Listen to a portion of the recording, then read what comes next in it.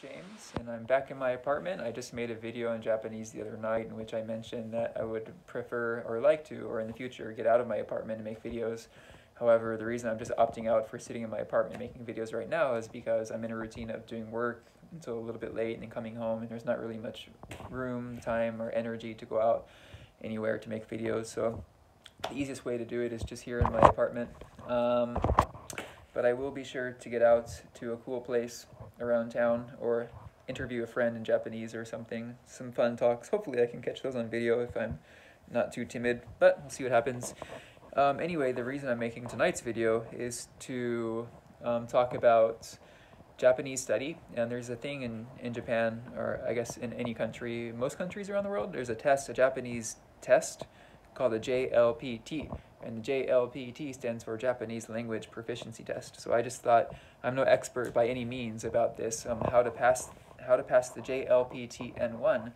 The level, I guess JLPTN1 is the highest level, and there's 5 levels: level 5, 4, 3, 2, 1, N5, N4, N3, N2, N1. What does the N stand for? I'm not sure, but I took those tests and I passed level 1 on my first attempt.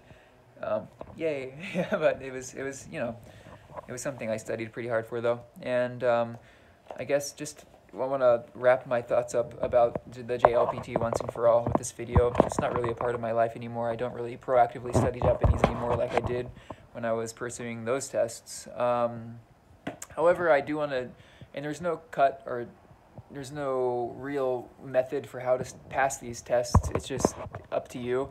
But I can share my methodology, what I did, and how it worked for me. And if that is a hint for you, then maybe that you get some benefit. And I'm glad you watched my video, because anyone can basically pass the test. It's just a matter of putting time and effort into it. So personally, what I did when I came to Japan and I started studying Japanese, my first year of Japanese, my first year in Japan, I was in my English bubble, speaking only English and speaking of Japanese in English, and had other foreigner friends, not really many Japanese friends. And then year 2 comes around, and I thought, okay, well, people are going back to America from Japan, but I want to stay here, so I don't want to go back to America, so I better start learning the culture, learning the language, and making Japanese friends, and that was kind of the start of my Japanese study. Fast forward a couple of years, I was an ALT throughout all of that time. An ALT is a assistant English teacher, and we go to elementary schools or high schools or junior high schools and assist in the English lessons to make it more tangible for the students, I guess. And during my time as an ALT, I studied books. I studied Japanese books. That was my free time. That was my life, really, outside of teaching, outside of work, and outside of seeing friends. And during my 3rd year as an ALT, or the end of my 2nd year as an ALT, I bought this book. And this is the Kanji Kente level 5. The Kanji Kente, there's 10 levels, 10, 9, 8, 7, 6, 5, all the way to 1. And I started with this one because level 5 is about midway. Level 1's the hardest. Level 5 is this one, and level 10 is the one they learn. Levels 10 to level 5 they learn in elementary school, 1st to 6th grade. And I already knew the 1st grade, elementary school 1st grade up until elementary school maybe 5th grade, which translated to these books is up until level 6. And so I decided to start reviewing from level 5. And for example, if you open the page, you can see there is hang on, this is just one example. There's a page here, and you see there's kanji on top, and then you can see the readings, how to read them, and then you can see other information, the meaning, and you can see example words. So basically every day while don't tell my old bosses, while I was at work, I used to study my butt off these books before classes, after classes. I was really busy hanging out with kids too, of course, and then after work even I would study these things. Then after I finished the level 5 book, I went on to buy the level 4 book. And my first year in Toyota City, I studied this like a madman during my summer vacation break. That was maybe a month and a half. I would go to the library every day in the city, sit down and study page by page all these crazy kanji. And then once one page is finished, the next day I would review those kanji that I just studied the day before, and then I would go on to the next page. It's a pretty thick book. It took a long time. And then after I was done being an ALT, I got a job at the Toyota City Hall, working at an international division of the City Hall. And of course, I was utilizing mainly English at that time for my job. that was my role. However, I started getting into translation also, and I really used my downtime at City Hall. There was a lot of free time to study this book, Level 3. Actually, this was also ALT time, and this was also, as I entered City Hall, I was probably finishing this book. And then during my second year of City Hall, I ran into this book, and this is where things get complicated. This is not an easy book. The kanji get pretty easy to forget.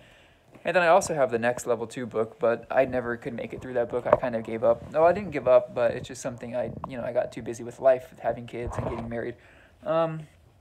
This is not JLPT, this is Kanji Kente. This is a different test altogether. I've never taken these tests. I just use the books to learn the kanji so that I could pass this test. And this is the JLPT Level N1, the grammar book. I would recommend anyone who's going from Level N3 to Level N1 to use these books. They're really good. And here's the Level N2 book I used also while I was studying for that one. Luckily for me, I passed N2 on my first try, and then a year later, I took N1 and passed that. So anyone can do it. You just got to put the study in, put the work in, and then reap the rewards. And another important point I would definitely emphasize is that while you are studying all of this stuff, try to be in Japan. If you're in Japan, you can reinforce everything you learn. You can use everything you learn. It's like you're in a country that speaks a language that's a secret to the rest of the world, Japanese. Nobody else uses it except in Japan, basically. So if you look at the grammar, there are these like grammar points. You can learn them, and you can really use them in your life. You might sound strange sometimes, but you live and learn, and that's really the best way to reinforce. And then once you get beyond a certain level, you can start not just studying textbooks and studying the foundations and the basics of the language. You can start reading media. You can read books. The fun way to study, reading newspapers. Reading newspapers is not fun, but it's definitely a study. You can watch TV, and it's just through input and living in the country, along with it's passive input and proactive study, which does the trick in my experience. Then applying it to life. At this point in my life, I don't study Japanese anymore. I just live it, and it's a part of my life, everyday life. I use all of the study I've amassed and just try to get by in my life now. And even then, my Japanese is horrible. These tests are not a measure of your speaking ability. They're just a measure of your ability to read Japanese quickly and answer questions. It's not really natural. It's just a test. So if you want to pursue that and get the qualification, that's good. It'll help you move on in your life if you're in Japan or you're planning to be in Japan for a long period of time. But yeah, my advice is to study every day, at least 15 minutes. Have a habit of everyday input, studying also. Read a book, read a textbook, listen to Japanese, listen to your colleagues, listen to what they say and copy what they say. It's monkey see, monkey do. And I'm still in the process of that myself. My Japanese is not perfect by any means whatsoever, but it's a lot of fun. It's fun for me. It was never a chore for me to study Japanese. It was always very fun. It was stress relieving, and that's how I could keep doing it. I love studying Japanese, and that'll probably be something I continue doing the rest of my life. And I think that those are all the points I could cover, almost at 10 minutes. So at that, I will leave you with I hope you found this useful, this video about how to study for the JLPT. I guess if you want more specifics, that would just have to be a talk between us because it's just a video, not a lot of time. Alrighty, well, I guess I'll talk to you later.